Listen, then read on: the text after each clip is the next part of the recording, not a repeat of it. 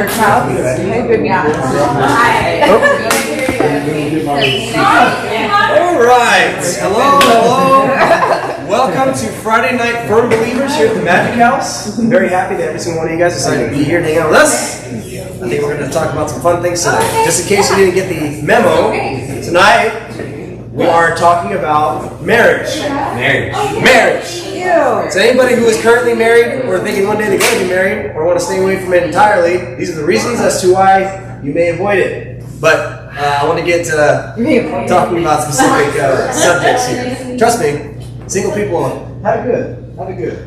Maybe a couple things they don't have good, but Especially this day. a lot of things that are. But most people in general want to be in relationships and things of the sort, and hopefully, what your end goal is to be married. If it's not, so we'll talk about it a bit. Talk about that for a second. But before we get into our subject for tonight, we always want to check the pulse about how our church. Yes, every day. We're going to check the pulse of our church and see how we're doing. So I would love to hear your praise reports. What is God doing in our lives? Past week, at least.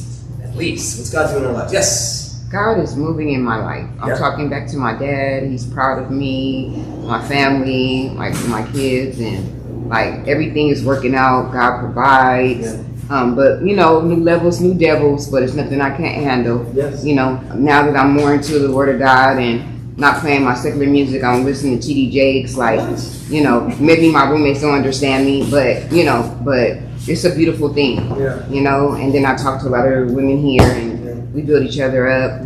But it's all on me. You know what I mean? And it's like, I'm just waiting for the next thing, you know, day by day. It's like, I'm so happy. That's awesome. We see God moving in our lives, and it's kind of exciting, right? Yeah. You start seeing like the benefits of it. You start seeing it growing. You start seeing God being able to plant some seeds in us and guiding us, and we're starting to feel the peace of what that looks like. And it's a beautiful thing to be able to be connected to family members and things of the sort. And reconnection to that is a beautiful thing. And being able to know that that's will be given the credit to God too is actually another amazing. My beautiful dad is here. Yes, welcome, good sir. Handsome. Beautiful soul. But God is also bending, molding, correcting, and guiding right now for me. So, amen. Good. Like I said, it sounds like people are very aware of the growth that's happening. That is important. Because sometimes we don't notice the growth and we're like, yeah, I don't know if God's doing anything in my life. And you're like, dude, all right, well then let me tell you, you know? And then you can get to a point where you're like, dude, you're doing great. Like God is really like handing you a pretty decent life right now. And you're making progress. And those types of things is important. But if you're able to see it yourself, that's a beautiful thing. By that point, you become self-sufficient. And then by that point, you're thinking to God, knowing that I can see my progress. So thank you. And that gets you up in the morning and allows you to go forward. So proud of you. You're doing great. Yes? So I went back home to visit my dad for 3 days, and even through the chaos, it was just strange. It was like I had that peace though. Yeah. You know what I mean? Like it was just gonna be okay. I mean, I'm still just not gonna go through it. Yeah. But it's just like I guess it's different now than when I was younger. It's like now I have Jesus in my life. Yeah. And I can carry that peace, you know what I mean? And I feel like all I can do is just share him with him. And hopefully he took it and he got saved somehow. So he's getting up there with Jesus. Yeah. I think it's a beautiful thing. I think more than anything, our testimony to people is the way that we live and the happiness and the joy that it is that we can show people and say, because people ask, and say, hey, what's different about you? So is your dad sick? Was your dad sick? He passed away. Oh. Zoe's dad passed away, and before that happened, she had an opportunity to be able to go and visit him. Sorry to hear that. And so it's weighs on our heart, and obviously it's going to weigh on Zoe's heart a lot more than the rest of us in here. But I think that we can feel that, like we know what it feels like to be able to do that. And she got blessed to be able to go back home and be able to show some of the joy that it is that she's learned in her life being around all of us here. So in so many different ways.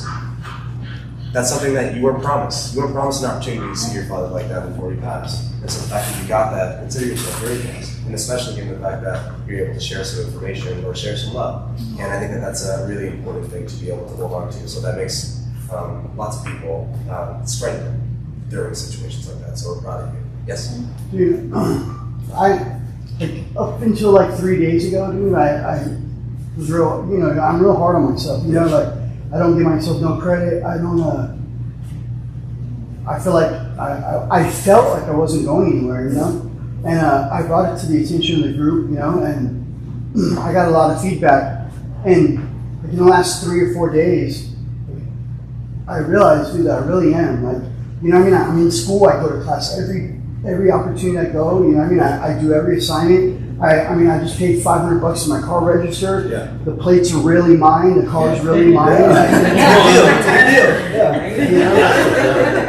and to top it all up, like, I finally am proud of myself. Yes. You know what I mean? And that's I never been there because I was afraid to be proud of myself because I was afraid that if I did it and it got taken away, it would be something I wouldn't be able to handle. Yeah. But I like it, dude. You know what I mean? Like, I like to be able to know that I can count on myself. You know what I mean? Like, it's just a trip. I've never ever had any type of confidence. Yeah. You know, like I can portray confidence, fucking like a genius. Yeah, you know? yeah. But I never really had it, and now like I have confidence in myself, dude. And it's fucking amazing to be able to not have anxiety about the next day because I know I'm gonna be able to take care of it. You know, like it's not gonna fall apart because I've already been through the worst. You know what I mean? So it's fucking amazing to be able to love yourself, and I never have. So it's really deep for me right now. I love that. I think it, like truly, you've been around for a few months, right? At this point, being able to see the differences between when you first coming in versus where you are now, you're seeing something that I think everybody can see. Yeah. And I think it's important to understand that that change came with a very specific type of ingredients, you know? Because it's very obvious, the circle that you're in, we're a bunch of God-believing individuals, right? Yeah. Being able to be in this is like, well, what's different about this than all the other solutions that I've had in my life? Being able to see that, notice that, and being able to say, wow, this is actually working. Which means that I gotta keep doing whatever it is that I'm doing because it's giving me results. Yeah. Being able to lean in that direction requires your confidence. It requires like, I'm confident in the direction I'm going. I'm confident in the fact that things are working. Yeah. Being able to believe in that is a system within itself to be able to know this is the direction I want to go. Yeah, and I really hope that people that were in my position Yeah. get the same thing because it's fucked to live your whole life and not care about yourself. Yep. You know, that's why I did the crimes I did and didn't give a shit what happened. Yeah. You know, I mean, I didn't care if I got shot or, you know, during robberies or whatever because I didn't care about myself. Yeah. But now it's fucking crazy to actually care. You know what I mean? Like, it blows my mind, dude. It really I love does. it. I think it's a beautiful story. And I love that kind of stuff. I'm so rooting for you. You're gonna keep going in this Oh, yeah. same direction. Just don't remove the distractions. Keep pressing forward. If you can do those two things, you'll be fine. I'm proud of you. I think Yeah, you're cool. thank you. And don't let people discourage you from what you're doing either. Just because you're being vulnerable and letting people know what's going on, there's going to be people that are going to try to chop you down, thinking that you're weak.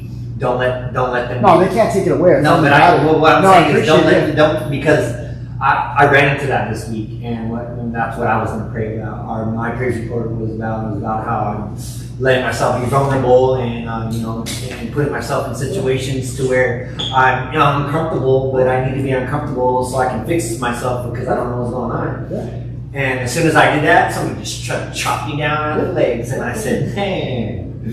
And I got pretty sad about that, and I let them know that, and that made me pretty sad. But then I was able to talk it out and let them know that, hey, that's their get down, that's not my get down, sort of thing. Sure. And if that's the way that you feel, then keep it to yourself. You know, I'm here to be vulnerable and to put myself out there to put my hand out there so people know that I need some type of help. Yeah. And if I don't have my hand out for help or vulnerability, then how's anybody going to know anything that fits me? You know what I'm saying? Yeah, I think it's good that we're defending our vulnerability or boundaries that isn't great for ourselves because we're so used to living in a world in which none of that really matters. To be able to see it, be able to practice it out, I think it's a beautiful thing. Yes. Well, like God's timing is so perfect. Like middle of this week, I'm trying to my daughter relapse, so put me off in this bad mood, but then I'm trying to figure my way out of it, right? Yeah. And then the highlight though is like because of Mike's surprise group today. Yeah. It was everything I needed to hear, what I was working on and what I was, trying to figure out, and just timing is just right. So now I'm really excited to hear what you guys say. That's awesome. I love it. God is constantly talking, speaking out. He's constantly wanting you to know what's going on with us, and He's constantly pushing us. As long as we're willing to listen and understand that we are going in the direction of God, with God, I think we're going to be all right. Thank you for sharing. Yes, last one. So I have been working for a week straight now today, and it's amazing. Seeing the everybody coming together from where they started to now being so tight they don't want to lose each other, the friendship, the bond everybody's making, being of service to help other individuals with less time. And an opportunity has arose that I may have the opportunity this month to go back to Oklahoma for a business trip and have my children come to the hotel this evening. My grandchildren. So yeah, I met my big brother. He actually picked me up to an agency for me, so I haven't had a relationship with him in years. So. It's still kind of up in the air, you know, but it would be amazing just to get that medicine and go back to them and just hug them. It's a medicine to me, you know, and then just be able to have that to continue my work, you know. I love how when we start doing the Lord's work, what ends up happening is that He starts chucking us little blessings here, right? So it's almost like He says, He takes care of. He's like, I know what you want. I know it's going to make you happy. I know it's going to push you forward. Just keep your head down and keep doing the work. And then eventually, what ends up happening is God chucks us blessing, and you're like, what? This just came out of nowhere. Those types of blessings that come into us, they're not deserved. They're given as gifts. And when we get those gifts, it's very important for us to be able to digest them as gifts and be very grateful for those moments. And saying, like, you know what I gotta do? Just keep saying the same thing, right? Just keep doing the thing that's working for me right now. That thing's a beautiful thing. So I'm proud of you. That's good. Consistency is paying off. Well, again, like I say every single week, after we do a little pulse check on our church, end up finding out that God's moving. Just in case you weren't paying attention, just in case you thought that God wasn't moving, here's all of your proof. The proof is that God is moving. Therefore, it's not necessarily a question about whether God is moving or not. It's a question as to, are you paying attention or not?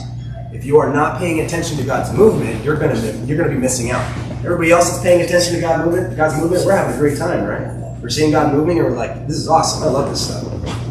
It's very easy for us to be able to not be paying attention to those things. It's very easy to be able to lose it. So it's important for us to continue to be adamant about how we pay attention to God. And one of the ways that we pay attention to God is in our relationships, in our friendships, in the way that we connect with people, our family as well, how we connect with them too. They know us better than anybody else in our family for the most part. So how we connect with them really tells us who we are as individuals, and our friends, the people that we pick to be connected to us. But there's something to be said about that special something, those romantic relationships. Those ones we go out of our way and we say, you know what? I like you a lot, and I want to, make it a thing. And I think that when we start going that direction, it's inevitable. Depending on how you see your relationships and how the status of those things, it starts off as what? Seeing each other and a dating and a boyfriend and girlfriend. It doesn't even matter how old you are, which is weird to me. How old you are, so boyfriend and girlfriend, just super scary to me. To like, we're serious, whatever that means. To being engaged, maybe, and then marriage. And even beyond that, it's marriage is going well or not going well, and or divorced and single again. So it's almost as if like there is no real cap or end goal to any of this stuff. We're just kind of moving through. Well, what I wanted to do is I wanted to talk about what that looks like inside of the Bible specifically. The Bible starts talking about marriage. I think it's different than the way that we understand marriage here on this earth. So I want to tap into this sermon called Right Fruit. Now, if you're here with me about maybe 3 months ago, I ran one called The Fruit Ain't Right. Yeah. We very much talked about all of the things you should be looking at and being able to say, you gotta stay away from this, okay? And I talked about codependency. I talked about Captain Save-A-Hose. And the ones that think that they should be saving, it's okay, I can save them, It's, I can save her, I love her so much, it's gonna work out. And then also casual sex and everything that rolls around in that and the damages that it creates within itself. I talked about that last time, but I didn't really get an opportunity to be able to talk about the other side. Because there's a huge chunk of this relationship idea inside the Bible that has a lot to do with marriage. And I wanted to be able to kind of spit out whether it is that you're interested, not interested, want to know what it is or not know what it is, or more so being able to get all this information that we have in this world, because it has a lot of opinions about what marriage is and what it isn't. I wanted to kind of give you a decent understanding of how the Bible sees marriage. And to be honest, I think that what's going to happen is you're going to see some things that most people are not talking about. And I think it's important to see what the Bible actually says about it. So, first things first is really quickly, I want to hit on those who are single, okay? Those who are single, in the church specifically, out there in the world and not reading the Bible and stuff like that, do whatever you want and everything. So, but that specific mindset should not be bleeding into at least the church mindset, because the opinion inside of it is you can have sex with whatever consents, right? That's one of the things, or benefits, if you would, of being single is this. but also no accountability to family responsibility. Right? So the two benefits, or the two characteristics of what it means to be single. To me, that's his opinion. His opinion about what the Bible says. Oh yeah, when you're single, you can just kind of float around, whatever. Actually, that's not true, because if you read your Bible, the truth is no sex, and that you're accountable to the church family and God's mission.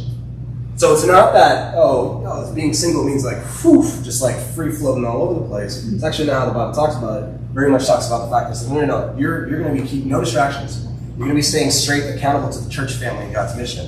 Very specific. So where people think to themselves, I'm dodging a bullet when I dodge marriage, I'm not dodging any bullets. These are bullets, if you ask me. There's a couple of harsh bullets right here. You get shot and killed with these bullets alone. But it takes a strong man or a woman to be able to say, I think I'm down with this. That's Toya's wallpaper now. Very specific. So I wanted to cover that real quick before I jump into the subject, because I'm just going to be talking about I need a picture too, because I'm going to do it too. Yeah, I'm sure you are. The subject, again, I want to jump into is marriage. We're not talking about single people. We're going to be talking about marriage directly, okay? So first things first. Hey, bro. Sorry, I'll set you later. What do you think of marriage? Open questions. What do you think of marriage? Love it, hate it, whatever. Not long answers either. Yeah, it was one of the things that was really striking for me when I was younger. Yeah, when I was 15, I really wanted to be married. Well, no, not even at 15. You know what I'm saying? Just like as I became an adult and I was like running around and I was like, what am I running around for? I'm like, I think I need to have somebody here and I need to build something. Yeah. And I got that opportunity to do that. And then, but it's a constant battle and it's a constant game of back and forth. Okay, good. So your opinion on it is that you wanted it and now you have it and it's a battle. That's good. That's a pretty solid. Well, I don't know if it's an opinion. I think that's just facts. We're talking about it right now. Yes. Being somebody who's never been married in my life, Yes. I feel like there should be no doubt, there should be love, there should be partnership, there should be like a best friend, there should be compatibility, there should be no insecurities. I mean, there's just commitment. It's a long list. I like that. It's very Damn, good. no Yes. I believe in one and done. No, I don't believe in divorce. I believe that when you marry, you should truly, truly love, and it takes time to know that. But I believe that once you make it that commitment to God and to your partner, then that's it. Yeah, So, absolutely. I agree. 100%. I think it's great. Yes, sir. I believe that sex has absolutely nothing to do with marriage. I love that you say that because I'm about to counteract that entirely. But I love that you say it. I mean, in my opinion. Yeah, no, it's good. No, I like it. That's what I'm asking. But I think sex is a byproduct of two people's love for each other. Yeah. But I think marriage is, I think that marriage is within a heart, between two hearts. Yeah. It doesn't consist of a piece of paper. Yeah. Or, you know. But I think marriage is a commitment. Yeah. Care, love, of understanding, of communication. I think of forgiveness. I think of acceptance. I think I think all of these are inclusive of the word marriage. Yeah. I love it. You have a great list of qualities when it comes down to marriage. I think you're right. Yes. Okay, for me, it comes like lifelong commitment, security, and building an empire. All right. Building an empire. Yeah, family empire or a business empire, what kind of empire? A spiritual empire? All right. You know, whichever one you decide to work on. I love it. I like the idea of marriage is about building things, so that's good. I like it a lot. Yes. Marriage is not just a wedding. Marriage is about what you can tolerate. You know what I mean? And marriage is work. Yes. Marriage is somebody knowing you inside and out, what you look like in the morning, what you look like without your clothes on. Yeah. You know, marriage is, being broke, being rich, you're still together. Yeah. Marriage is, you on the bus or you in your Mercedes Benz. Marriage is, you're never alone. Yeah. You know what I mean? Your best friend. You're able to have sex and not feel guilty about it. Yeah. And marriage, it will work if you have God in the middle. If you don't, then you guys are going to fall because you're going to be worried about each other too much, and what it's just not going to work. So God first, got to be in the middle of that. And marriage could be a beautiful thing. You know what I mean? Yeah. Marriage could be just a beautiful thing. And you might end up like brother and sister and dressing alike on the week. I'm telling you. Yeah, marriage is a business. Yes. And, my parents have been married 41 years, so I know a man can come home every night take care of his family.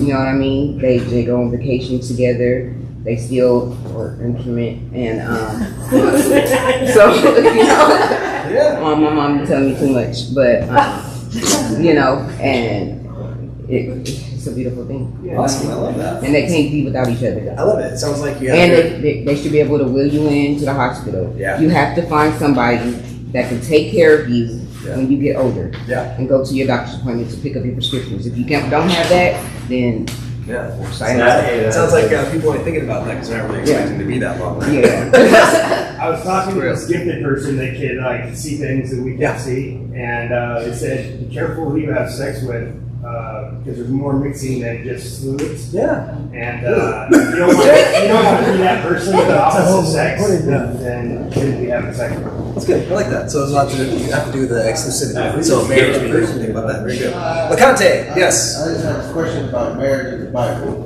It says God created Adam and Eve. Yeah. And he had two sons, Cain and Abel. Yeah. And then they took on 2 wives. That's a good question. Yeah, we're not answering that right now. Great question. I think it's an awesome question. Yes. I agree. Piggybacking on what she said, I think marriage is not about a single person and it's more about a unit. Yeah, very good. You know, it's not just Right, a single me. It's it's a partnership and definitely that you guys are doing for a better good, not just for oneself. You know. Yes, I love it. So the selflessness inside of it, and it's also you use the word unit. I like that word a lot. Yes. For me, just because where I am in my walk, it's the same relationship, dedication, and love that God has for me. I have to have. Very good. Very good. I like that a lot. It has a lot to do with how it emulates God's relationship with us. And I think we may be able to talk about that tonight. Well, I love getting the opinions on marriage because it usually is kind of somewhat all over the place, but at the same time, kind of in the same place. It's very, most of the time it's in this very where it should be. Oh, like marriage is what it should be, like this beautiful thing, But then we kind of tend to get to this understanding of this kind of feeling like, but it's not always like that. Because I don't have a million examples of what that even is. So many different ways, I would assume, most of the people that just gave me an opinion are not married. I'm not married, and I'm going to talk about it tonight. The fact of the matter is, I'm divorced. So, the fact I'm going to talk about this tonight is just like, well, where do you get your information? From the only place that I know has the understanding of a good relationship, in which would be the Bible. And so there's very few people that I would be able to point to and say, that's a golden marriage right there. Very few. Because by the end of the day, it's actually one of the most complicated relationships we can think of. The relationship between a father and a daughter is so specific, but by the end of the day, she didn't choose to be the father, right? Or be the daughter, right? Yes. By the end of the day, when you choose somebody else to be like blood, that's very intense. That's very much going out of your way and saying, you, friend, you're now more important than my family. And it's like, that's a lot. To be able to process that, to understand that requires, I think, a better understanding than a kind of flimsy way that we've seen marriage, how it's been taught to us by society itself. Well, according to the APA, approximately 40 to 50% of first marriages end in divorce. Wow. So as flowery as we are about this idea of marriage, this world, specifically this country, kind of doesn't understand or see marriage in this flowery kind of way. Or maybe it tries and it fails. Or maybe it doesn't really understand what it gets itself into. After this, it says that 60 to 70% of second marriages or multiple marriages after that tend to fail. So if you're bad at it once, apparently you're bad at it multiple times. When did they, what years is that? This is 2019. Okay. So it's I can't imagine it getting better, but it can. But by the end of the day, this has been something pretty bad. In California, if I'm not mistaken, it's way worse. It's actually I read a book while I was busted this last time, and they said that 75% of marriages ended within the first 10 years. Yeah, absolutely. 75%. Once you lock it in after 10 years, for the most part, people are like, yeah, just write it out. I don't know how long I'm going to live. So they just kind of stick it out for the most part. Anything younger than that seems to be a little much. And this is a quote that I found from Friedrich Nietzsche, which is a famous atheist. He says, "It is not a lack of love, but a lack of friendship that makes unhappy marriages." Yeah. Now, most people can tend to understand what this looks like and what this means, right? To them, it's not a lack of love. People love each other. They do. They really like each other a lot. Think it's great, and they're connected and all that other thing. But what lands in unhappy marriages is a lack of friendship. You know what friendship means. You know when you see your friend, you're excited to see them, you just like want to come run up and hug with them, and hang out with them and everything. That's why most people that usually they're lying about how great their marriages are. They say, I married my best friend. Chances are they did not marry their best friend. They forced their spouse to become their best friend and had a very awkward relationship because of that. The fact of the matter is that most people have a hard time with this idea of friendship being inside the marriage. And I agree with this man, but in a very specific type of way. So what I want to do is I want to talk about what I think the standard of marriage is and what that looks like and what we're looking for when it is that if we are thinking about getting married or if we're married, we want to kind of like start watching and looking out for these things, and hopefully I'm making sense of this. So first step, I think, is standard. Okay? Understand what the standard is. What is the standard? One, what is your standard for life? Then two, what is your understanding and standard of marriage? If you didn't think about what the standard is, a lot of people have a standard today. What's the standard? There's a bunch of opinions, to be honest, because by the end of it, the only standard that truly matters probably is the one in the Bible, because it's the only one that doesn't come with my biases. Looking at the ideas of opinions of how I see marriage based off of failed ones and ones that I like a lot, but none of them are truly based off of what the scripture says. But standard is ridiculously important. Lock in the standard. What do you stand on? What it is that you're uncompromising about, and what does that look like? The next thing is you got to make sure your picker works. Because once you lock in the standard, once you lock in the standard, the picker is super important. Because by that point, you have a standard. This is what I stand on, and you're like, oh, I'll take that one over there. And it's a compromised standard. That means your picker sucks. That means your picker's broken. I've had a bad picker for years, my whole life, I would say. The fact of the matter is that mainly the main reason why is because my standard was pretty decent, but when it came down to it, my picker wasn't, because I was willing to make compromise. I was willing to look at somebody and say, it's fine, I'll take 1 out of 10. That works enough for me, because I was so used to having 0 out of 10, so I'm down with that. So the next thing is picker. After that, patience. Patience is the scariest word in the Bible. One, we have a standard. What it is that we stand on, what we think is right, what we think is wrong, what we think is the best way of going about something, right? The next thing after that is a picker. I want to be able to know that I can pick them out, right? It's good that I can pick them out. The next thing after that, after I pick them out, at least visually understand I want that one, I have to have the patience to be able to see if they have the same standard as I do. I don't know if you guys know this or been through this. You ever been on a date and they put on their best face, their best self, they put on their best words, everything's the best. It's not a standard, that's a front, it's an act, it's a show, right? Patience happens to be the one thing to be able to sift out the show. Wait some time, give them a couple dates and everything of the sort, and then you end up finding out, oh, okay, so you don't have the same standard I do, or they actually had stayed consistent with what they said on the same day. So patience is ridiculously important. After that, after you have enough patience with somebody, it's really important, big kind of thing, it's the choice. Choice to be able to say, I like this one. This is the one. I want this one. This is the one that I want to be able to claim. I want to be part of my life. I want to be in a long-term relationship, specifically a marriage.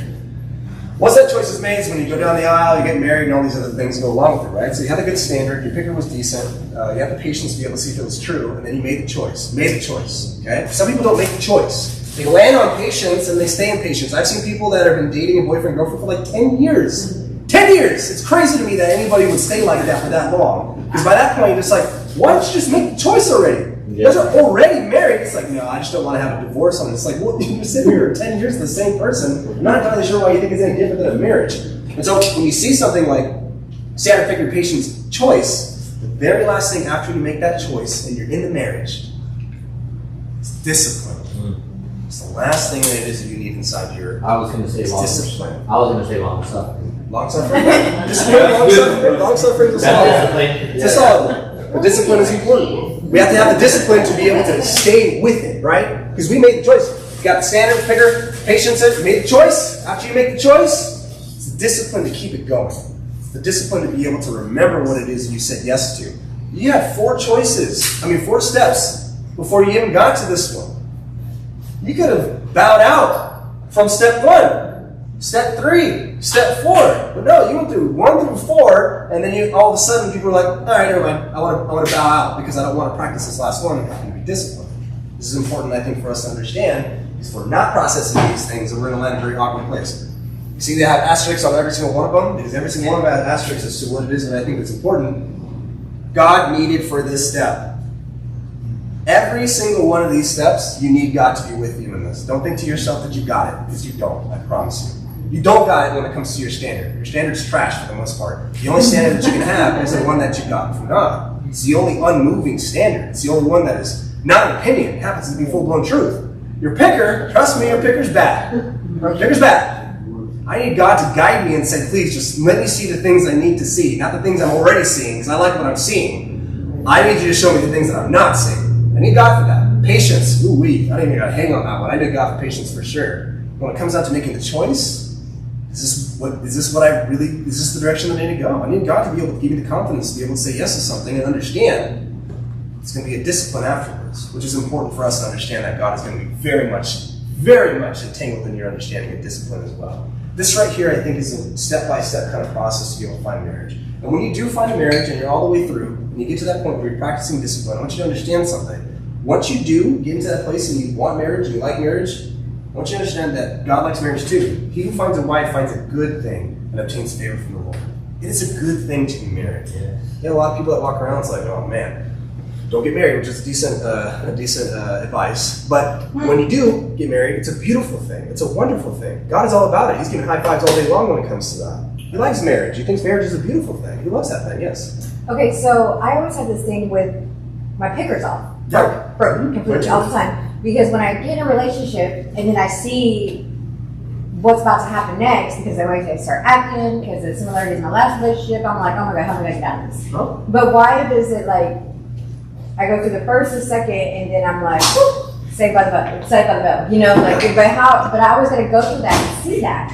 And I'm like, okay, now I got to figure out a solution on how to get out of it. Yeah. You know, so I don't understand why we got to go through that in order to find that solution. Well, anything, I just told Kenny this earlier, that anything valuable comes with hard work.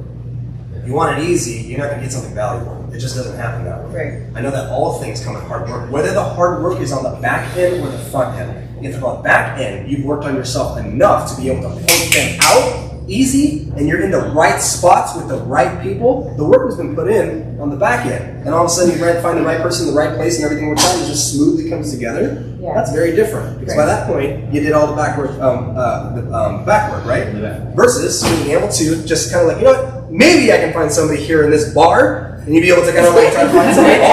All the work is on the front end now.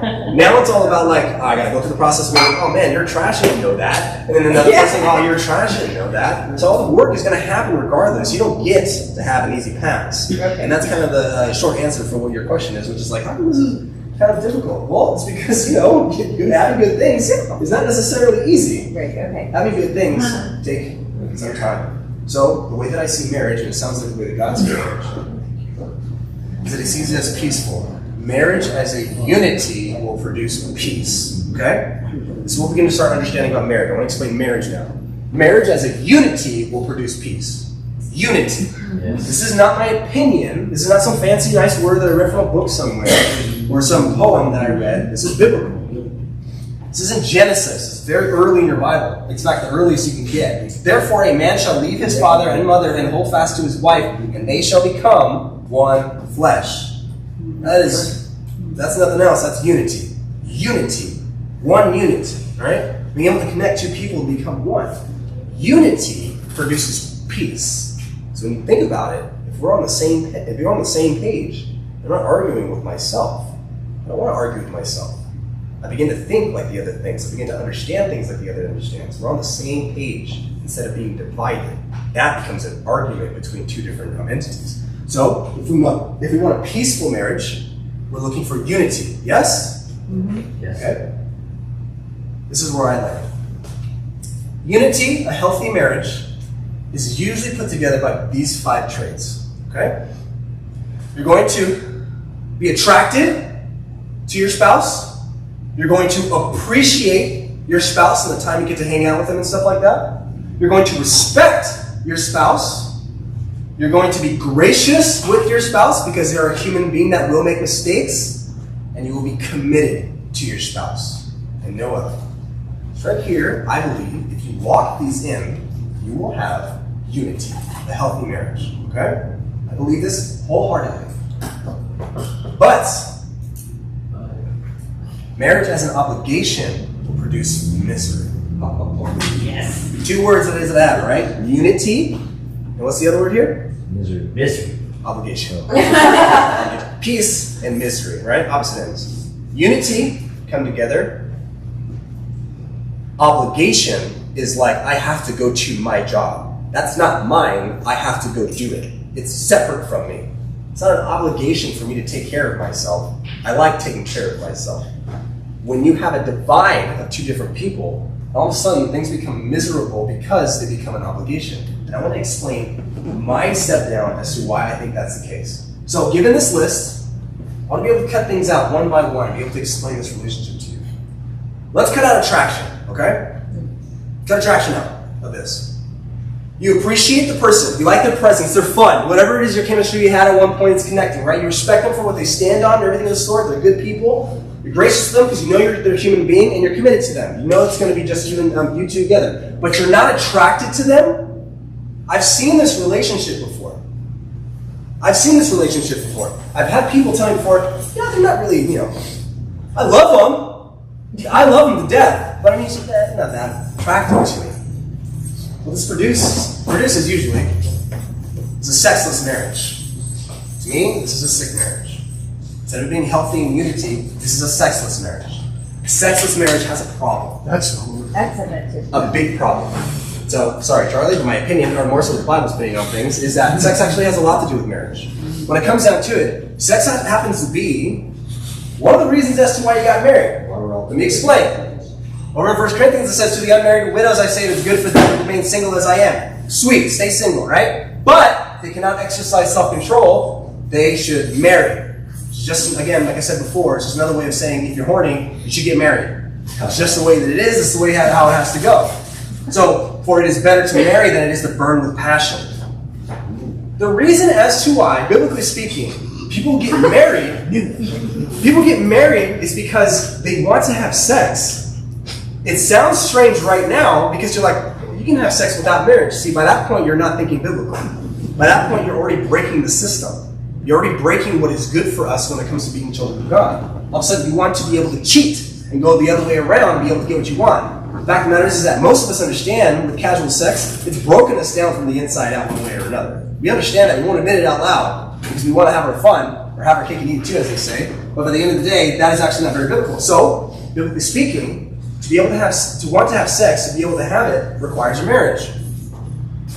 So, attraction is the reason why you're in this mess. Stoke that fire. Highly recommend that you are paying attention to your sex life when you are married. Highly recommend. In fact, if you don't have that, you're going to have yourself a sick marriage. Now, the reason why I understand this so well is because when I look at this, these traits happen to be, this is all strong relationships. I want you to think about this.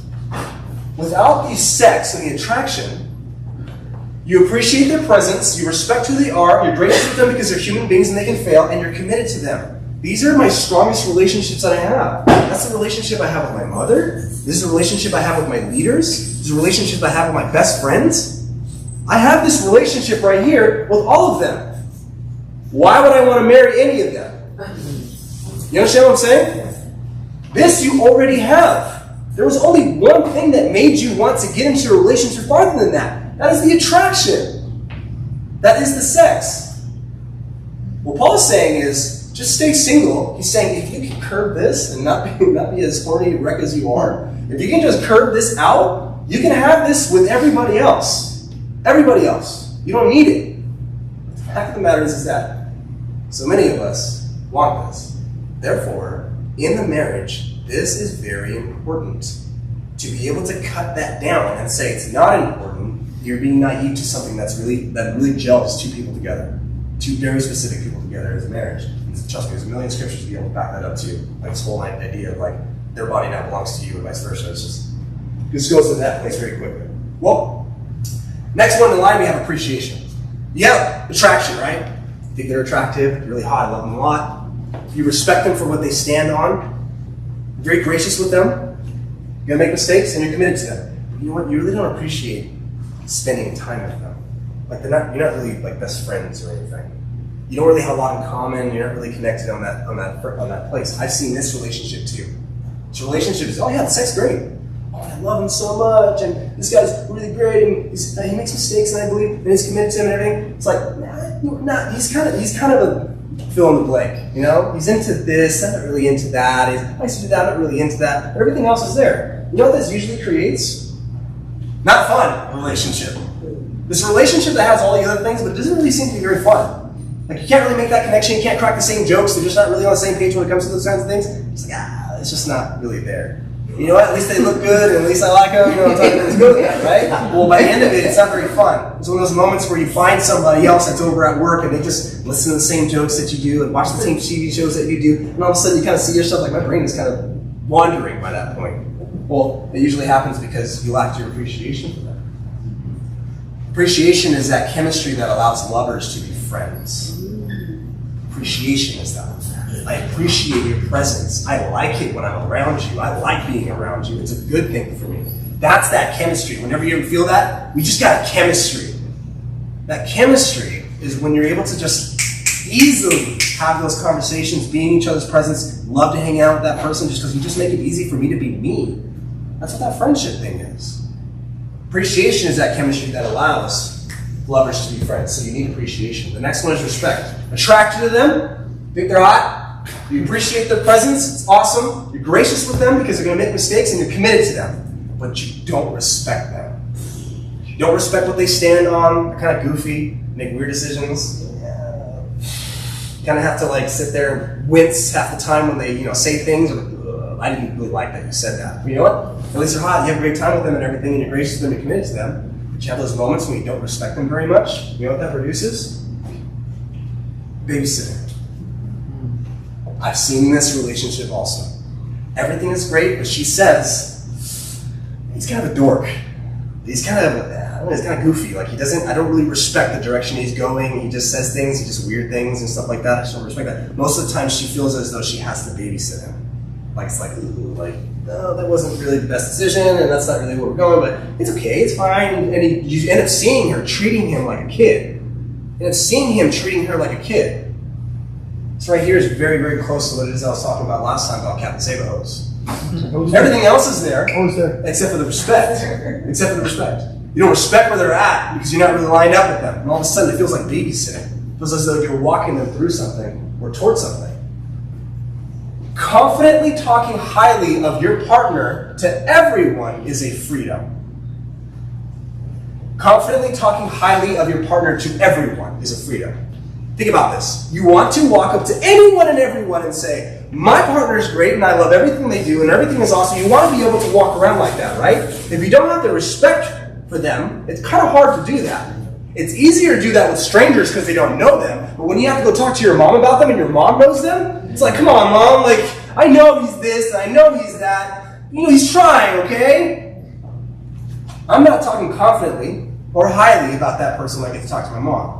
Or to her friends, or my friends. My friends are like, dude, she's an idiot. You're like, come on, like, no, she's great, you don't know her like I know her, and like things like that start coming up. It's because, again, you don't respect her. You don't. Truly you don't. Confidently talking highly of your partner to everyone is a freedom. If anybody's ever been in this, and I have, if you've ever been in this before, I want to be able to be free to be able to say, oh, no, absolutely, I'm not ashamed of her in any way she can because I respect her. I know where she stands. I know where he stands. I respect him very much. I'm not afraid of being able to defend this person. Go ahead. Talk to him. I respect him highly. This is something that's relatively rare as well. Next in line is the graciousness. You're attracted to them. You appreciate their presence. You respect where they stand. You're committed to them. Man, you are not gracious to them. When they make mistakes, they will know about it. This is very much the unforgiving relationship. Everything else is there. You're attracted to them, you appreciate the presence, you respect them, you're committed to them. Man, you just can't get over the fact. You can't get over the fact that they're a human being. A human being that will make mistakes. You don't have the grace for them to be able to be a human. All of a sudden, you're nitpicking and everything. You remember that time you did this? This is exactly what I was talking about, that this, and that. It keeps on coming back up. Everything else seems to be fine, and then this moment comes up, and we're talking about it again. Oh my God, how long are we going to talk about this? How come this keeps on coming back?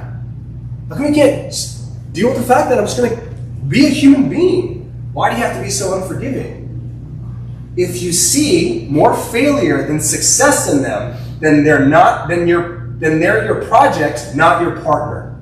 Let me read that again. If you see more failure than success in them, then they're your project, not your partner. One more time. If you see more failure in your partner, if you see more failure, God, you're just messing up all the time. You just can't get it right. Blah, blah, blah. You see more failure than success and you're talking highly of them, if you're not doing that, you're talking down on them all the time, then they're your project, not your partner. Do you want a project or a partner? We want partners, right? Well, if you're sitting there and you can't allow them to grow because you're constantly shooting them down, you're not allowing them to be a human being, then by that point, they're just your project. You want them to be like, get up and just do it right already, so I can walk around with you and be like, see what I've done with this. That's me. When I found him, he was blah, blah, blah. But look at him now. That's right. I'm a strong, independent woman that backed this man up to be able to be who he is today. Men do this all the time as well. I've done this. She became my project, not my partner. Right. When it's a project, it's stressful. When it's a project and you think that you're going to get some grade out of it, and the grade usually comes from your mom, if you think you're going to get graded out of it, it's pressure. It's a lot of pressure. It shouldn't be pressure. It shouldn't be a project. You should learn what it means to be able to forgive people for being people. Because people should be people. It's not up to you to be able to control anything.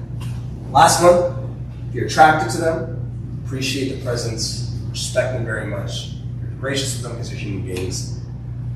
But you're not committed to them. And when it's happening, you're wandering. You're there temporarily, you don't say it that way, you're in a relationship for 10 years. And what it's happening is that you're not really there. You leave the back door open. Just in case something goes wrong. Leave the back door open, unlocked maybe. You play house, you act like everything's working and everything in the store, and you like what you like, but it's like at any moment I can just kind of leave just in case something goes wrong. And I don't want to deal with when something goes wrong. I want the easiest marriage possible. So when something goes a little wrong, I'm out. You miss that. What ends up happening easier, more often than not, is that if you're not committed, chances are your eyes and your mind is wandering too. You're going to start looking at other people and other relationships. Because again, you can leave at any time you want to. You didn't tell yourself you're going to stay in it. So your eyes start wandering, your heart starts wandering, and you start finding yourself in wrong places. People would rather rent than own because they can't afford to own. People would rather rent temporarily. This is not really mine. I'm here, but it's not mine. They'd rather rent than own. Not because they don't want to own, but because they can't afford to own. They don't know what it costs to be able to own. They don't know what it costs to be able to say, I want to be committed in this relationship. And if they do know what it costs, they can't afford it. Oh, you're going to ask way too much out of me. I don't know if I can get that. Oh, that's what a marriage consists of? Ooh, that sounds a little much. I don't know if I can do that. So what you do is you lead people on by saying, it's okay, everything's good, why don't we have a rush anything? What you're saying at that point is, I ain't got enough funds to pay for the date. I ain't got enough funds to pay for the house. I ain't got enough funds to be here. I don't have what it takes to be in a real relationship. So we're gonna play house and stay renting because we can't afford to own. People that can afford to own understand what it takes to own. They understand the cost. Given all these specifically, you have 5 specific characteristics that are terrible, right? I don't like any of these. I don't like any of these. A sexless, not fun, babysitting, unforgiving, wandering relationship. Because I've seen this one too, that have all 5. This is the obligation, and that is a dead marriage. Again, I've seen this marriage. It's a dead marriage by that point. And the only thing that can resurrect something dead is Jesus Christ himself. And that comes with a full-blown miracle. It's not to say that it's done, but man, there's no pulse on that one. You're at that point where your marriage is sexless, it's not fun, you're babysitting them half the time because you don't respect them, you're unforgiving because they keep on making mistakes, and also you're not really that committed, then you're finally in an obligation, and that's why you're miserable. You're miserable because of this. You're not in a marriage anymore. You changed it entirely. The whole thing is broken. The way that I see this is that all these things are a direct reaction to losing these. You know what this reminds me of? That. Oh, You ever seen it before? Check it. Check engine light, right? What happens is in a relationship, these things start going out. Like all things, nothing is infinite. They start going out. You start losing respect. Check engine light. You start feeling babysitting. Let them babysit this guy. The check engine light just went on. Check engine light means what? What would you do? What do you do when the check engine light goes off? Take it to the mechanic. Take it to the mechanic, right? You get it fixed. What happens when you don't get it fixed? More lights go on, right? Yeah. You know what? It's fine. At least we're attractive, appreciative. I have all these. It's fine. It's fine. I don't worry about it. It's fine. Don't take it to the mechanic. Who do you think the mechanic is? Jesus. If you don't take it to the mechanic, you start getting other lights to go on. All of a sudden, it's not fun to be around them anymore. You just lost the respect in them. And all of a sudden, when you don't, it's not fun to be around them anymore. The sex kind of falls away. When the sex falls away, all of a sudden you start thinking about the negative things about them because you have nothing positive to think about anymore. And once that happens, all of a sudden you start wandering. The whole entire car starts falling apart by that point. This right here is important to understand because again, it's normal that in the relationship the check engine light goes on. And when the check engine light goes on, it is entirely up to us to be able to say, can we fix this? Can we do something about this? Everything else is fine. I'm not going to sit here and just pat ourselves on the back all day long just because we're good at everything else. This is not working. Can we do something about this?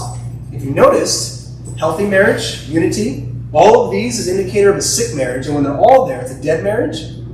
Being sick doesn't mean you can chuck it out, right? You don't go into the hospital and say, hey, I got a stuffy nose. It's like, oh, you're done, man. I'll give you 3 days, and just like put you down. That's not how it works. When it's sick, what do? You try to get better, right? When one of these starts going out and you feel it and you can see it, it's up to you two to figure out how do we get that going again? How do I get the attraction going again? Going on dates maybe being able to do something about that, right? How do I get the appreciation going, right? Start talking about the things that you guys connected to to begin with. Go out to some concerts, do some things, right? Get reconnected, start listening to each other, stop being so stressed out about life. Life is usually the thing that stresses out to the point where we're not interesting anymore. Respect. Start working on each other, what you stand on, what you're doing, and your purpose. All those things have all kinds of respect to follow it. Graciousness. Read your Bible. Understand that you need grace just as much as they do. You need forgiveness just as much as they do. That's important. Commitment has everything to do with the fact that close that back door. Close that back door. No other option. Tell yourself, no other option. Because when you do that, you're there, you're forced to deal with the person. Right? This right here, being able to get back to this, unity, that healthy marriage, it's entirely up to you to be able to ask the question, how much do I want to work? How much am I willing to work for this person? Are they worth it? Is the question you should be asking yourself. Once these check engine lights go on, it's important for us to be able to figure that out. Yes, sir? So like preventive maintenance, basically, like you're saying. Yeah, right? absolutely. So preventive maintenance doesn't get you those check engine lights, right? That's why you check on all of them anyway, right? Preventative maintenance is being able to go in and say, hey, always checking in. It's like, how's our sex life? Even if it's good, checking in anyways. Like, how's our sex life? Hey, honey, how's this sex life going? Being able to have that conversation is important because you want to know. Is it getting worse? Do I not know something you know? You want to know, are we on the same page or not? It's an important question. Appreciation. Do I appreciate the presence? Do I like hanging out with them? Do we have laughs together? Do we have connections together? Do we have interests together? Check on that stuff. It's not that hard to check on these things. Respect. Do I respect where they stand? Am I proud of them? No, I'm proud of that person. If you can do that, then it's fantastic. Graciousness. How many mistakes have they made in the past week? And you'd be able to say, like, yeah, that sounds about right. Yeah, that's human beings. You know, they do that all the time. Be able to do that, then fantastic. And how committed are you? How often were you looking at somebody else like, dang, I wish I was with that person? Or, man, I just doesn't want too many mistakes. It's almost time for me to go. Feeling like that. If you check on these things often enough, you'll be able to notice how healthy your relationship is, and you don't have to worry about it. If it's good, trust me, when I do some taking it to the mechanic and say, can you just make sure that it's good? And he says, everything's great. Or you go to the doctor, right, chief? And they say, you're healthy. And you're like, great. That makes me even happier. I walk out of there and I'm like, oh, I can like conquer the world now. Once you realize that, oh yeah, my marriage is good. Maybe it's not my marriage. Maybe I'm like taking homework and it's something else that's messing with my head. All of a sudden, it's not the marriage that's messing with my head, but everything else. Now that we understand, at least, what a healthy marriage looks like, it shifts on over as to why. Why is all these important? Because unity is great, peace that we have is great inside of a marriage is awesome. But why? What is the purpose of all this? Why is it even a thing for us to be able to handle?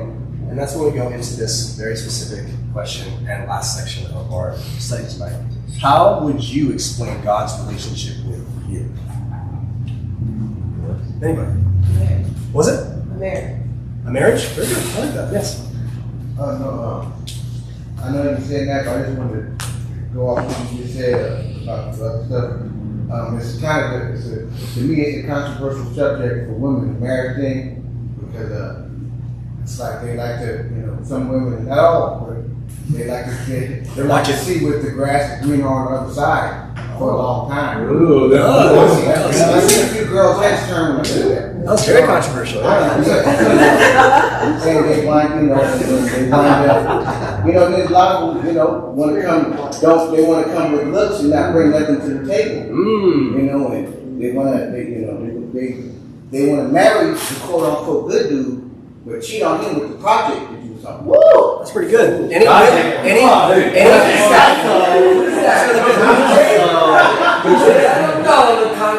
That's very good. Any women feel the same way about men? Yes. Sure. I will say very confidently that happens to not be a woman problem, happens to be a people problem. Most people in general really do have the grass is green on the other side. It has been understood more than anything that men are bigger cheaters than women. Now, somebody would argue that the only reason why is because women don't get caught. This is a people problem. It has nothing to do with things being able to sway one way or another. So, what you have brought up is important. What's important for us to understand is that most people in general, because we kind of digested that as the truth of the way the world works, it becomes the standard. It becomes this thing where people say things like, and stop me if you've never heard this before, everybody cheats. You ever heard that before? Yeah. It's a standard that this world has within itself, and to be honest, what it's become is a cop-out to be able to not be as committed as it is. They're not going to find all of that in one dude, and they know that.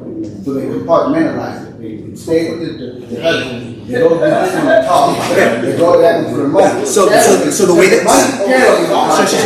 way that you're talking specifically, it makes it seem as though you found somebody that had it all, and you're capable of staying in a relationship like that, right?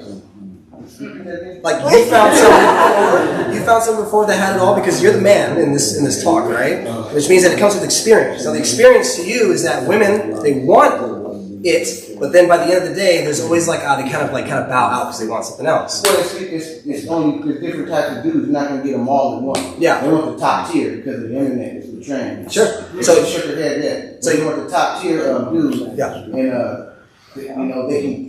In a relationship, they don't need the dude to compliment them and stuff. There's thousands on the internet. Sure. So this plays into the new age. That's why I said it's controversial in this new day and age. Yeah. Not in so much cheap days where wife and that. Why are you cheating for? This is the real I'm speaking. I know a lot of women are sitting there thinking about marriage because unfortunately they wind up single into the older ages. Mm-hmm. You know what I'm saying? And the good guys around. All through that time, they keep grass is green on the sea and turn around. Grass is green. We're all turning around. We're all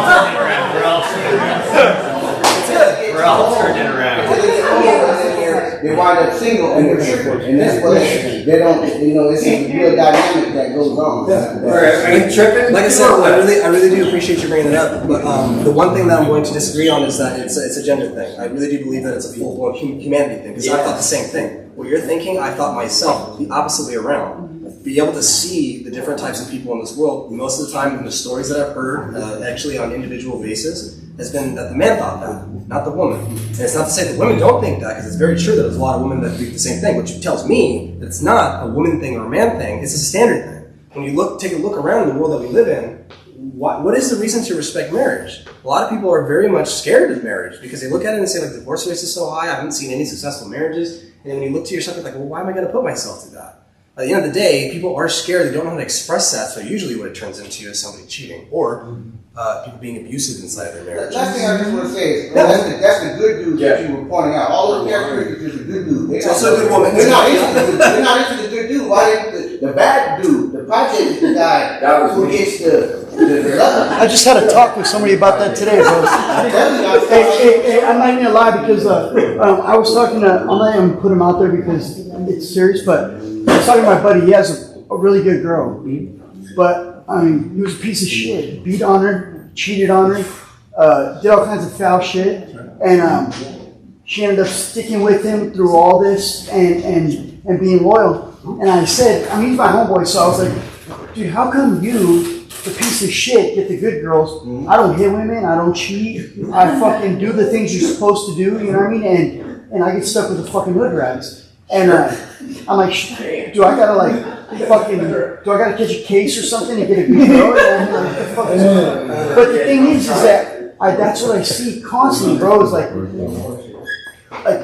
I don't know. I mean, fucking Stockholm syndrome. These girls, or I don't know what they're doing. A lot of women opinions, like just this thing. I'm trying to. I'm gonna go smoke a cigarette. As best I can. It's happening. It's gonna be long. No, it's gonna be long. I promise you, it's gonna be long. Yes. No, I don't want. It's not. This is where direct. Like, let's direct it back to God. And I think these situations happen because they're not thinking godly. They're just thinking by, like, you know, they're not thinking godly. That's why you pick the wrong person. You do something that you want to do instead of like asking Father, like, is this something I want to do, or is this something good for me? Instead, you just blow him off, and then you go for, you know what I mean? Yeah. Good. No, I like that. You're very right. I think it has a lot to do with the mindset of where they're at, and a lot of it is out of God, right? Yes. So I am the perfect example of a Captain Save Hope. Okay? Perfect example of a Captain Save Hope. I am the person that gets the projects. I'm the person that You're tries not thinking godly. Exactly. Hold on. Hold on. So I'm the person that has been through relationship after relationship and wondering why I can't find somebody more on my level. But here's the thing. I wasn't healing before. I wasn't going through the process of trying to figure out who I am with self-respect, trying to figure out what I want in life. And now that I'm doing that, I see that now I need somebody who is healing on the inside, somebody that is following the right path I'm following, somebody that is going, that wants to have God in a relationship, you know? Like, I can't go get another project. I'm going to die before I bring that one up. You know what I mean? Like, very, very much has to do with that we have broken mindsets, and we're not technically ready for a relationship. Yeah. And it gets to a broken place in which we start. Again, this goes right back to my first 5 points. Is standard. Most of our standards are trash, and then we go to our picker and we blame our picker. But the truth be told, it all started at the standard. The standard is trash, therefore anything after that is going to be trash too. Yes.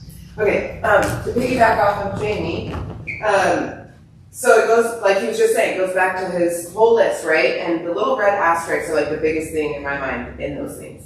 So if you go to God with your standard first, okay? Because we know our standards could be off, but God's aren't. Toya's picture may be broken, but God's isn't.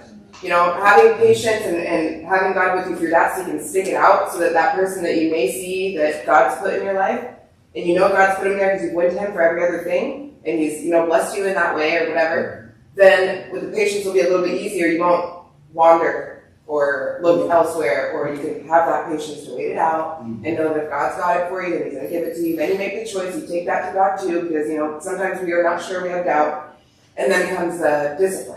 Like And you, so, you know, so like you said, all the asterisks need to go to God first. And so that's why most of us in here, all of our past relationships have fallen under my ungodly life. So, to be honest, none of that experience counts. All of it is trash. All of it, the only thing that it proves is that we're not that great. And as human beings, we're not that great. And when we say, hey, maybe we can add our not greatness with your not greatness and see what happens, and nothing great comes out of it, we shouldn't be surprised. And we shouldn't be coming to conclusions thinking to ourselves, all blank is like this.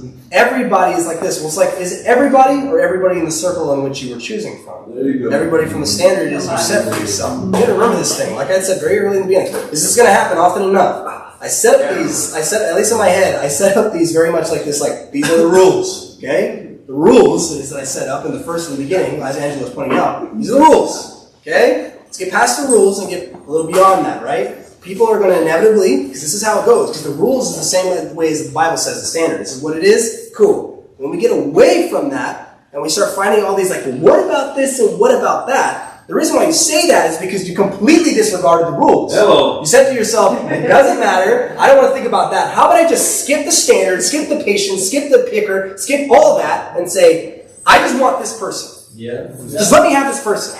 And then when that person that doesn't follow in any of those things that we were talking about falls apart, and you say, what the heck? See, all men and all women, you're like, dude, how many people have you dated? How many people have you dated to get to a point to say all women, all men? None of you can say that. And if any of you guys think they can say that, again, it falls into the standard of what you had before you had God, not after. Because if you had God, and then all of a sudden you say something like all women or all men, then I'd question your idea of what the standard of God is. Right. By that point, I question what kind of God do you believe in, and what does your God say about relationships, and have you been following that? Because if your answer is I don't really read my Bible that much. Oh, what standard are you living by then? I don't understand where it is that you're following. I met her in church. That doesn't guarantee anything. Being something in church does not guarantee anything. The standard has everything to do with being able to understand where you are as an individual. These types of things are really important. You can't just skip steps just because they look good. You can't just skip steps because, you know what? You don't know them like I know them. You can't just skip steps just because you want to get the fast pass to some sort of happy relationship. There's no version of the fast pass of the relationship. And if there ever was, it's only because God had blessed that one way or another. For example, Chief is one of the only ones in here that have a long-standing relationship. I've heard the story. It was not an easy one. But the fact of the matter is that it was a long-standing relationship, and the way that it started was not that it just kind of happened. How long were you saved before you and Sandra started talking again? Got married, excuse me. I think it was about a year. A year's time inside. Where were you locked up? Prison. Locked up in prison.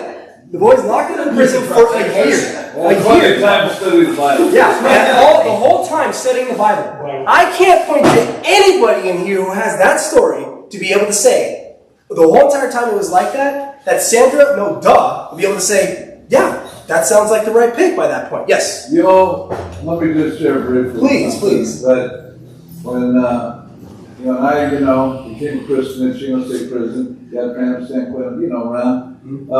My pastor, prison pastor, I told him I was in love with this girl, and he goes, "You want to get married?" And I had premarital counseling by then. Yeah. For like 6-7 months. Everything about commitment, about love, relationships, all that stuff. All by yourself? And, like just for yourself, you had premarital before. By yourself. no, I had mentorship, had sponsors. But I mean, she wasn't there in the premarital. She was outside, right. And she would be able to come visit me. But I remember we got married in prison. The cool part of it was, I remember I was so excited about consummating the marriage. Of course. But I was in prison, so I had to wait for a trailer visit. Yeah. They call it the boneyard. I'm sure they did. But I'm waiting for a trailer visit. I was so excited because number one, attraction. Yeah. Number one was attraction. Ooh, yes. The marriage, I skipped right to number 5, commitment. Yeah. Okay? The other thing I've been working on these last 46 years. Yes. But one of the things, I closed the back door. And I closed the back door. I made a commitment in our marriage vows, everything like that. That we were going to never consider divorce ever. Yeah. I told everybody here I've considered murder, never divorce. My point is, I closed that back door, no pretty nonsense, none of that bullshit, anything like that. Don't blame anything. But when I was getting ready to consummate our marriage, somebody taught about the coming of the Lord, the second coming, the rapture. And I'm going, oh my God. I go, what happens? I was the new Christian. I go, what happens at the rapture? We go, everybody goes right to heaven. I go, hell no. I want to consummate our marriage first. That's how strong the attraction was. And the commitment, I can tell you to this day, almost daily, Sandra and I reminded ourselves that commitment part, closing that back door. I was working on respect and graciousness. I've been working on that for 46 years. But I had to close the back door, no doubt about it. There might be another one, she's this, stuff like that. That's all bullshit, like I said. But it start with attraction. If you ain't attracted, and I still think my wife was hottest kid, she was way before J-Lo.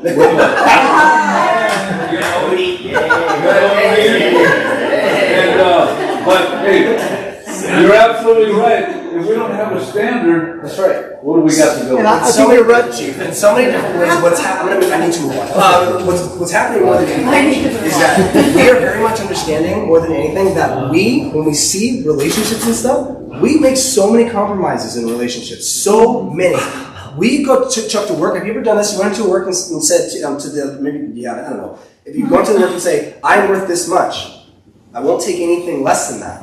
People tell us all the time in books and everything, know your worth, and you gotta go in there and do this. But when it comes to relationships, I'll take anything. Like, this would be nice, but like, I'll take what I can get because I think that you're kind of cute. That is not the standard. That right there is a full-blown compromise into what it is you understand as a standard. Unless you don't have a standard, have fun. It's gonna be madness. And you might fall into something that make it make sense for you, but probably won't. I asked this very specific question, and we didn't answer it really. How would you explain God's relationship with you? I want to get to a point, a very specific point here, okay? Because as much as we are trying to understand relationships, how messy that is, I want you to think about the relationship it is that we have with God.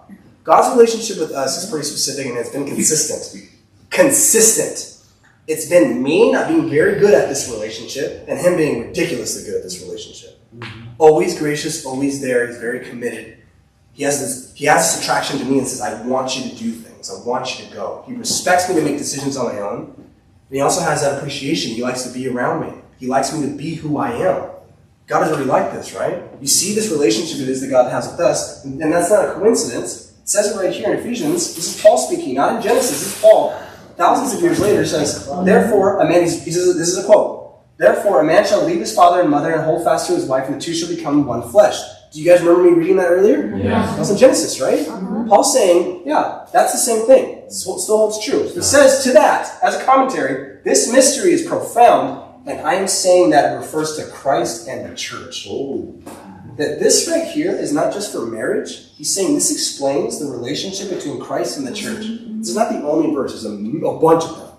Of verses that say the relationship between Jesus and us is exactly like a marriage. He uses the analogy of marriage, or more so, uses his relationship with us to explain what a marriage should be. Marriage is a cover song of God's relationship with us. When we begin to understand that marriage, what it is that we have to go through and things, we're just copying cover song of the original. And the original is God's relationship and how he loves us. And I want to explain that very quickly. Ephesians is controversial. I'm going to shut down the controversy. Honestly, this is not controversial at all. You get caught up on words. Here in Ephesians, he talks to the wives and husbands. First, he says to the wives, wives, submit to your husbands as to the Lord. For the husband is the head of the wife, even as Christ is the head of the church, his body, and is himself its Savior. Now, as the church submits to Christ, so also wives should submit in everything to their husbands. Submit. Submit unto the husband. It's this relationship that looks towards the husband to be able to lead, to submit, right? This is something that I very much understand. Submission, one, is a choice. Nobody forces you to submit, okay? Nobody. It's a choice. And the second thing is that submission is trust. You get stuck on this word because you think it's some sort of like bounded up and dragged. It's not what it is. Submission is trust. It's to be able to trust that this person is going in a direction that's going to make sense and be healthy for you. That's what submission means. Okay? I submit to whatever you're doing, wherever we're going. Sounds great. Let's go for it. Let's do it. It's not to say you don't talk about it. It's not to say that you don't have conversations about where you're going. That's not what that means. It means to be able to trust. You know what? I trust your decision making. You're the head of the family. You're pulling me in a direction, right? That's what it is for the woman to be able to do to the man in a marriage. The next one after that is heavy because people tend to get on the arguments on the women. They never talk about the husband's responsibility in a relationship. Right after that, it says, husbands, love your wives. It didn't say that to the wives.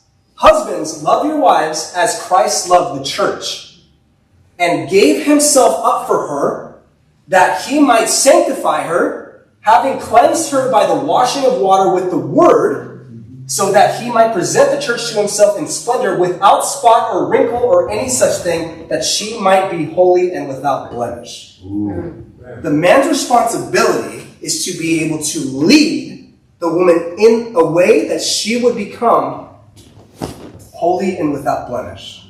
That is his responsibility. That is your job. Your job as the husband is to make sure that she's doing good. You lead that. You don't force that. This is something so specific to understand. Husbands teach submission through example. All things are taught through example. You don't teach by just saying something. You show it. How are husbands going to teach submission? Because husbands are always like, you gotta submit, you gotta submit, you gotta submit. Well, how are you gonna teach that? If you're supposed to be the leader, how are you supposed to teach that? You have to show it by example. Who do you think the husband is submitting to? God. God. Period. The husband submits entirely to God. If your example of submission to God is broken, expect the submission from her to be broken.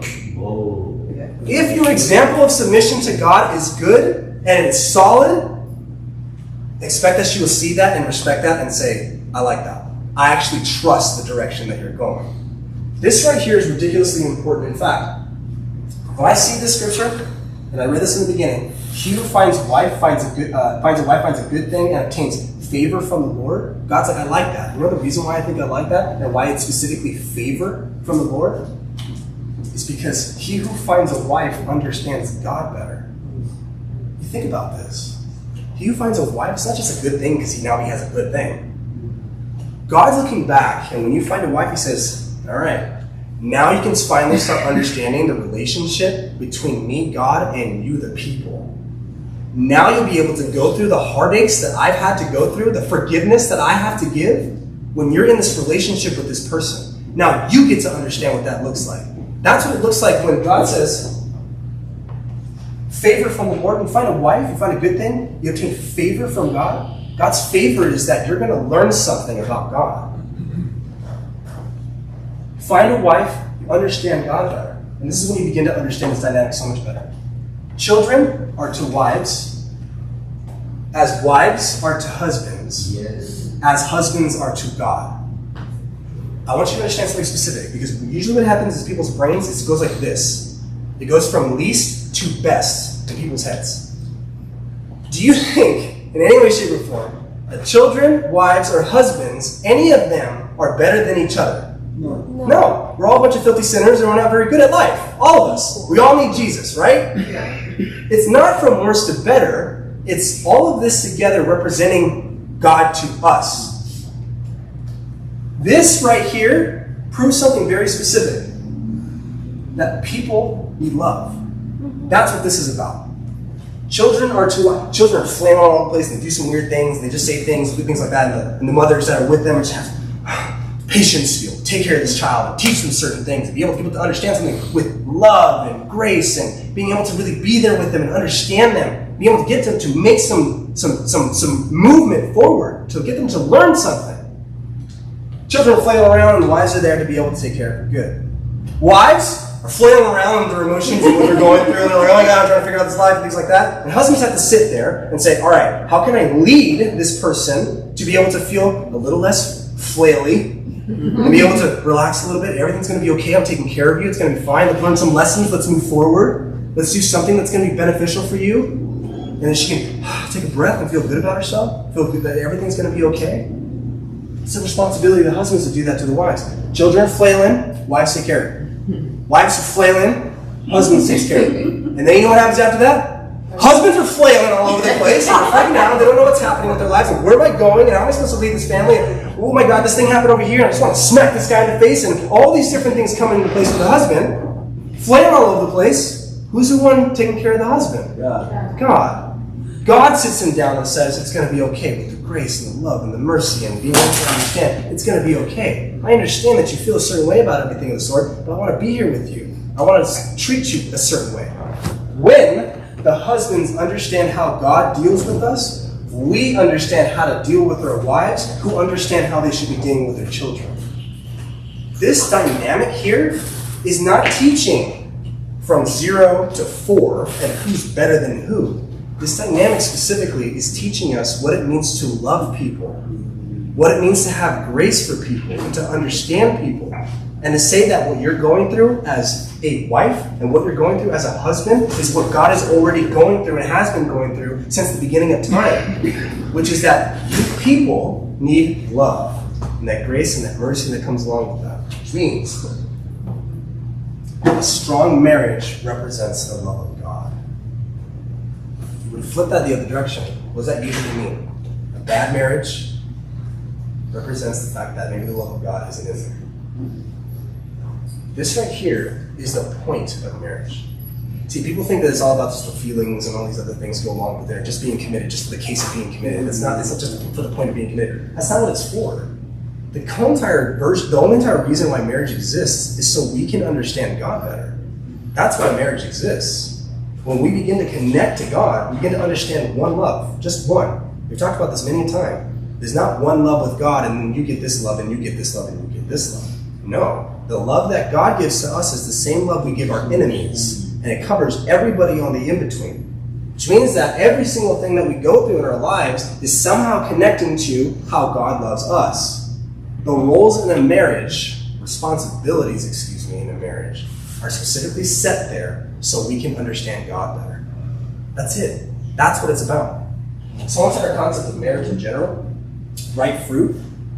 Fruit gets ripe, it's just not like a seed comes out and then boom, ripe fruit, right? Ripe fruit takes time to be able to get to the point to where it is ripe. I like that Chief mentioned that he had 2 out of the 5, and he's been working on the other 3. See, he knows that the check engine light was going on. Either he understood it because it went on in his head, or his wife told him that the check engine light was going on, or God told him that the check engine light was going on. Either way, he knew the check engine light was going on. So I got to start working on these things because I want it to be a healthy marriage. Because if I don't, then it's just going to be sick. For the rest of my life, I don't want it to be sick. I want it to be better. I want to continue to move in what it means to be right, to grow into right. Every single one of us are right. We're moving towards what it means to say, are you getting right or are you stagnant? And you're not moving anywhere. So this is just the world that it is that I understand when it comes to marriage and relationships, and I'm not looking to actually grow from that point on. I'm just gonna keep on getting into these experiences and saying, oh, this is why I don't, and this is the reason why, and they're all like this, and they're all like that. We do that when we have as Mike was talking about earlier, a fixed mindset. When we stop ourselves from growing. When we stop ourselves from growing, we're just stay unripe. Then we're never going to get to a point where we're ripe fruit. The ability to be able to understand a marriage through the eyes of God. The eyes of God is very much seeing the things that it is that I want and we all want to see. The thing that I explain about relationships in general, we all want it. When I told you unity and the 5 things, you're like, I would love that. That sounds great. I would love to have that relationship. Well, it requires work. It requires a standard to understand who you are as an individual, understand where it is that we're going, and being able to see something different. It's not just about the next stage in relationships, seeing each other, dating, relationship, and marriage. No, it's simply, to be honest, the way the Bible hits it, is marriage, friends, betrothed, marriage. Those are your steps. Nothing in between. There's no dating and all this other thing in between. It's nothing like that. The reason why is because when you're ready, and you're looking, and you say, I'll take it. That's the thing that I'm looking for. Yes, sir. So I have a question when you were talking about projects. Yep. So if for instance, me and myself, I have my own project in my life. Yeah. And my partner has her own project in her life, which is making a life for yourself or whatever. And we're all projects of God. Mm-hmm. And getting married is a project in itself. You know what I mean? Sure. Can you explain that? Yeah. So you might just maybe just getting a little hung up on the analogy specifically. But your project is your project, right? Yeah. Hers is her project, right? Once you pick up her project, that's the problem. That's where it becomes an issue. That's why by that point, it is her project and she needs to work on her own, and vice versa. You have a project, you need to work on it on your own. Who's the only one who can work on it with you? It's going to be God, right? It's not to say that she can't help you with things, but that's not, again, her project. I don't know if you've ever been in a relationship like this, but you have your own, which we all have, your own project. When the other person over there is screaming and yelling, or you have to go and help them because you feel the need to, who's working on your project? And that's when we get into that point where we start to realize that we're falling apart in a codependent relationship because we're not working on our own projects. God is the only one I think that can help us actually work on our projects. So we're telling people, hey, go to God, go to God, go to God. That's the best advice you can give to your partner. Go to God, because God is helping me with my project. I can't give as much as God can. Go to God.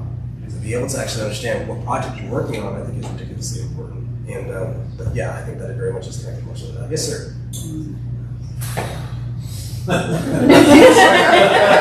It's 8:35. I know. So I understand the way that it's been delegated, right? Husband, wife, child, right? So what happens if if it gets flipped around, right? Like for example, for me, like I was at the top, she was there, the kid, boom, decisions, boom, and then my life literally flipped upside down with the things that happened to me, right? From the accidents and the things like that, and those roles changed, right? So now she's like the husband and I'm the wife, taking care of the kids, right? Is that where my issue comes? Because it's not delegated like it's talking about in the Bible, like man, woman, and child, and I'm basically becoming the woman because of my role has changed. Sure, I understand what you're saying. It's not being worded right, but I understand what you're saying.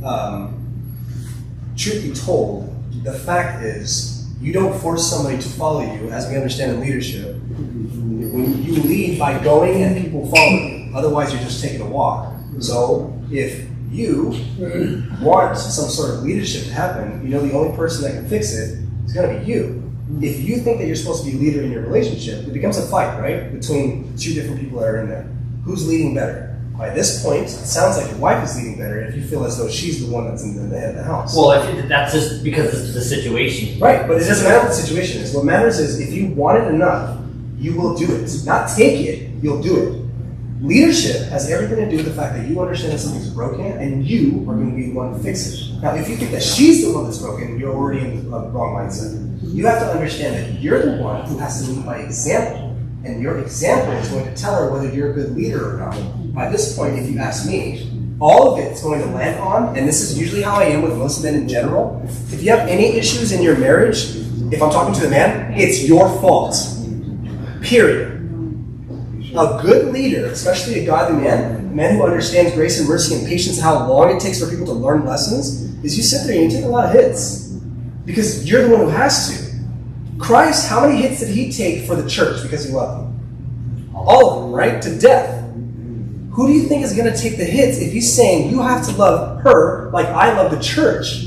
You're the one who's going to take the hits. I had somebody recently say to me, she said, she'll never understand how much I've had to sacrifice for this relationship. My response to him was, she doesn't have to. That is your burden to bear, not hers. Your responsibility is to take the hits because you understand how important this relationship is.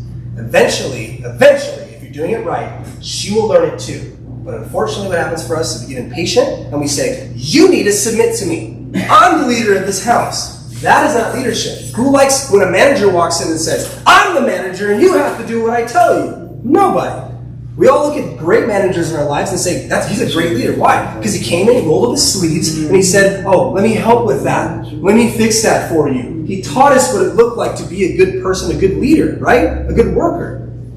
But when it comes to our marriages, sometimes we get to the point where we say, screw all that. I don't want to do that. I just want to fast forward to the point where you're following me and respecting me, even though I haven't given you a reason as to why we should be going that way. And the reason is a lot more deeper than we tend to give it credit. We have very shallow reasons as to why people should follow me. For the most part, I don't think it should be that shallow. I think it should be very deep. Yes. So that one,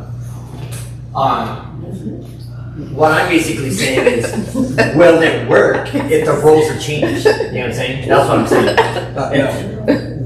No, it won't work, right? Okay, and that's what my issue is, that she's the leader, and she's doing it, and I'm just sitting back, like, letting it go and listening to what she's doing, because that's the situations that we've been handling. Yeah, I know. And I know that to a lot of people it's controversial, but the fact of the matter is that I truly understand this. When you ask a little girl who her father is to her, she'll say protect her. She'll say the one who is leading, she'll say that.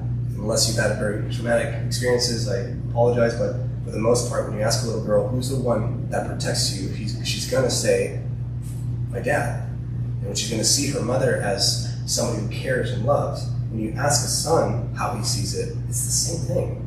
You see, one way or another, that as the kids get older too, in the 20s, you ask them the same question and say, what do you think of your father?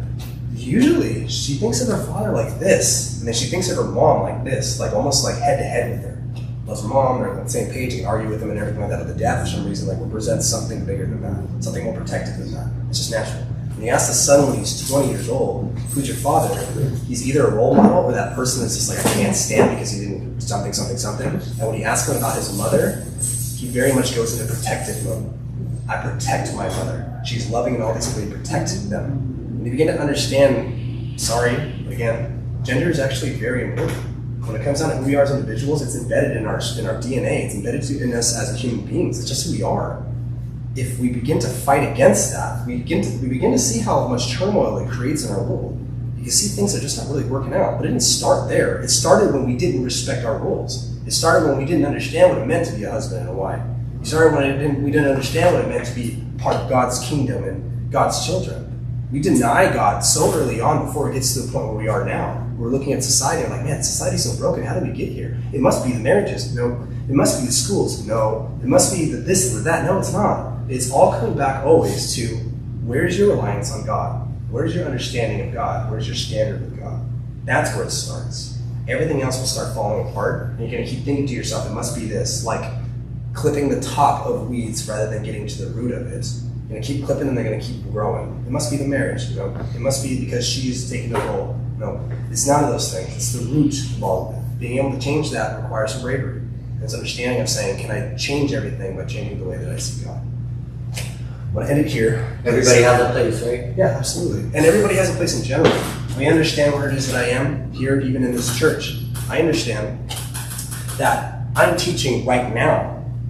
I also understand that I'm teaching when I walk based off the words that I say. I know that in leadership, people are going to judge me harshly. So I have to watch the way that I look at myself and what I'm saying out of my mouth. If it's not true, well then people are going to find it out. I talk to enough people that are pretty dang smart to be able to call me out if something is not true. It's important for me to understand what my place is in the church as well. And the same thing with everybody else that says, there's people that you guys talk to that I don't talk to. I know that for a fact. There are people in here that'll have more time with people that I don't spend enough time with. It tells me something about place. It tells me something about role. It tells me something about responsibility. Every single one of us has responsibility. So when it comes down to marriage and family, all of a sudden it doesn't turn into this, no, I don't believe in roles and responsibility. No, the responsibility is roles everywhere that you go. The ones that don't do it well, the ones that deny the fact that there are roles and responsibilities. And all of a sudden they're flailing around, not finding any true growth in themselves because they refuse to accept their grass. They'd rather look at something else. Last one, yes. To answer his question, in a situation where his wife is taking the leadership role, for her to be a good wife, she still has to submit to him, but she can be made in the bread for a while because of injuries. Right? Yeah, if I was talking to her, I would tell her something very specific. I'll be talking to her about what she should be doing. Right? It's not his job to tell her what she's doing. Right. It's her to be able to figure out what she needs to do, and vice versa. Right. And so when you look at those things, it's very important to understand that whoever it is you're talking to, you're the problem, whatever it is that's happening, because you have enough power to make something happen. In the Bible, it literally says that wives stay with your husbands that are unbelievers so that you may save them. Literally giving the leadership role to the woman and saying, you're the one who can get him to see the light based off of how you portray Jesus Christ and the love that comes with that. It's not to say that leadership doesn't change, but if the person is the Christian, the person is the understander of God, is the man, you got to understand something so much more than she would at the moment. I would tell her different advice, but again, that's entirely up to her about whether she's asking that question or not. This man is sitting in front of me asking that question, which means that I'm putting the responsibility right in your hands. And if you refuse it, then by that point, you're making a decision, right? And that's why I believe that everybody, if they're just given the solution and the opportunity to do something, if they really, really want the result, they'll get it done.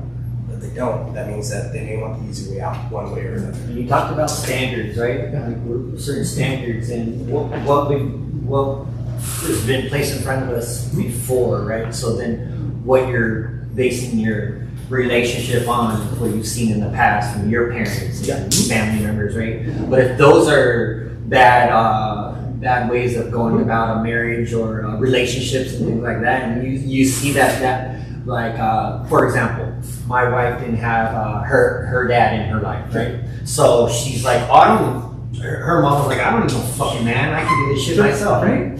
So then she comes into this relationship that she's in with me, you know, going on 20 years, 25 years almost. And she gets to the point to where she's like, do I really even fucking need you? You know what I'm saying? Like, I grew up my whole life, my mom, you know, I don't really need you. Like, I'm gonna be the boss. I'm gonna fucking take care of it.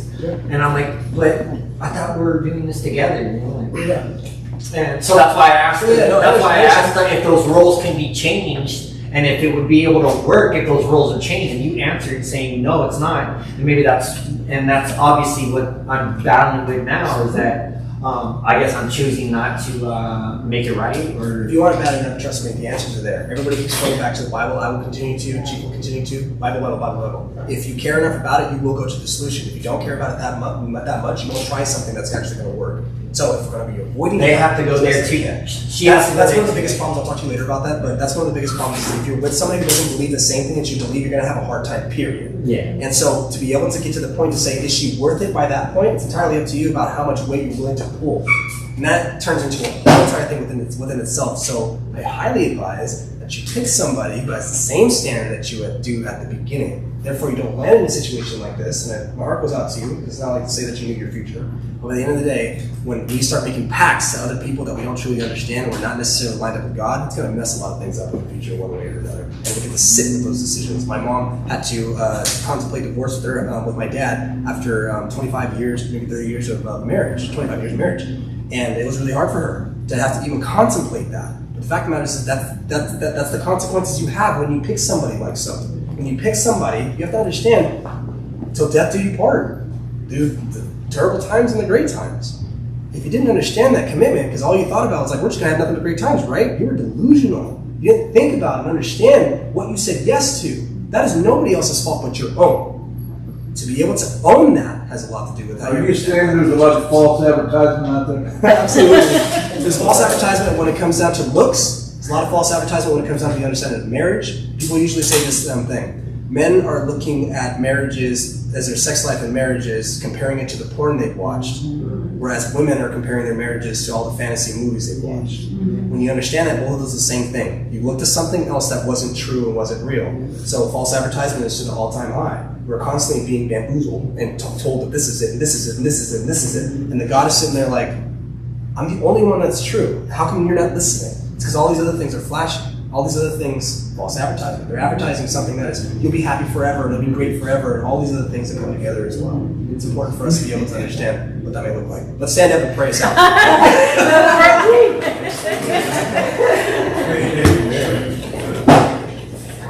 I very much understand that this is a hot topic, and we can go out for like literally 3-4 hours long. Dude, I'm not kidding. When I knew that I wanted to talk about marriage, I just didn't know what part of it, and so I was glad that God gave me this, but I knew it was just going to be like, oh my God. It's going to be a lot, because again, it's almost like foreign language. That's why we have so many questions in our thoughts. They run racing. It's because I'm like, how does that even work? That's usually what's going through our head. How does that even work? And we tell ourselves, it should work like that, that makes sense, but then it doesn't make sense after we play it out in our head, because we don't have the experience to back it up. I'm telling everybody something that's just biblical truth. I can't even tell you this out of experience. I can't tell you this as a divorced man who is currently single, that's what that, I know, oh yeah, I told you, I'm telling you this out of experience. No, I told you this out of what the Bible talks about marriage and love. And trust me, I left that a lot. I can be going on I can run a whole entire workshop day about all this kind of stuff. All of this is just coming from the truth. And it boggles my mind, but I believe and I have hope that it is possible. I believe and I have hope. I have faith. Again, the same way that my relationship is with God, when He tells me, just keep doing it. So we can watch you. Yes, please. Yeah, we can watch you Yes, if please. you are attracted or who you, somewhere, Yes. whoever you might be attracted to. Yes. Hello. And Follow the lead. And judge me, yes. And that's the point. And I go to be invited to your wedding and watch the commitment there. Yeah, I'll put it up on Facebook and everything. I think what's important is that we create the standard beforehand, right? It's not like you get to the priest and he's giving you all these vows and you're like, this is the first time I've ever heard that. I don't know all that. No, we know what the standard is before we say yes and before we start walking down the aisles and start making these marriage commitments. We know that already. We should. And if you don't, you shouldn't be getting caught up in these things at all. So it's important for us to be able to say, this is my standard. I don't care who knows it. This is my standard. Hold me to it because I find it to be true. I say these types of things out loud bold, and I know that they're bold because I need to be held to that standard. I need my friends and my family to see me and say, remember that one time you said this thing? I need to be able to say like, yeah, you're right. And be able to try to come up with excuses and be like, no, you said this and that. I need that in my life. I need that kind of accountability. I think we all do. But it's not going to happen if you're not talking freely about this stuff. It's not going to happen when you're not open about what it is that you feel and what it is that you think. And allow people to be able to help you get closer to God when it comes to standard. So thank you guys so much for Thank you. being That was with good. me. I should have done a workshop day. There's a lot of other things I'd love to talk about, but to be honest, I think this was solid enough, at least for myself. I mentioned this to a friend, and he was very much like, dude, you need to give me like pieces of that, because I think it would be really helpful for my marriage. And again, I don't take credit for this. I get all this from my Bible. So go to your Bible. If you want to know truth, I will just kick you back to the Bible too. You're more welcome to come to me. I'm just a messenger. I'm just going to kick you right back to your word. It's God. It's God. It's God. It's God. It's God. I will make you study. If you really want it, you go out of your way and find it in the same way that I have. And now I'm excited. Now I'm looking towards like, man, marriage sounds kind of interesting. I just know it's going to be a lot. I just know it's going to be a lot of hard work. And I'm not naive to that. I'm not going to listen to the movies. I'm not going to assume that porn is real. I'm going to just go in the direction that's going to I'm going to go in a way that makes sense. I'm going to try and go in a direction that says to myself that this is what's been said to the one that's never lied to me, and that is God. Therefore, I'm going to believe that it's true. Lord God, we come before you and just thank you for this opportunity to come together as a church to be able to learn as many things as we possibly can about this beautiful unity and this beautiful commitment relationship it is that you've built, Lord. That you're constantly teaching us what it means for us to not just be humans on our own, but be able to interact with each other and to be able to understand the depths of things like marriage, Lord, and how these types of relationships teach us not just be able to be able to love and show that kind of love to our spouses or our family, but to be able to show love like this to the rest of the world. We thank you so much for an opportunity to be able to learn these types of things by you teaching us through your word. We do not deserve the word. We deserve to just say yes, sir, but you want us to know things, and you want us to be able to understand things, and we appreciate the fact that you are so open with us. We ask that you crack open our hearts, that it'll be softer so we can be more open with you, so we can make a better connection with you, and therefore making a better connection with each other. We thank you so much for this church and this beautiful opportunity to be able to connect to each other like so. We ask you to bless the rest of our night, the rest of our week, give us the very best weekend that we've ever had, Super Bowl weekend, and be able to just push us forward into the rest of our lives, constantly moving and never having a fixed mindset, but always having a growth mindset. So we're always going to be looking towards you for everything. We love you and thank you in Jesus' name. Amen. Thank you.